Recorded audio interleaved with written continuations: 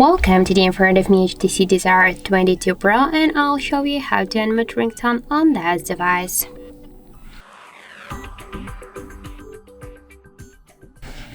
So first let's open the settings and then tap on the sound section. Now just to unmute your device ringtone, you should hold and swipe this dot on the ringtone volume panel to the right side with your finger. And that's it.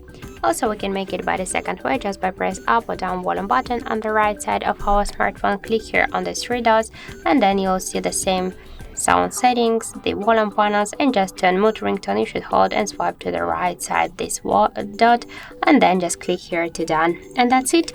So thank you for watching, and if you find this video helpful, don't forget to leave a like, comment and to subscribe our channel.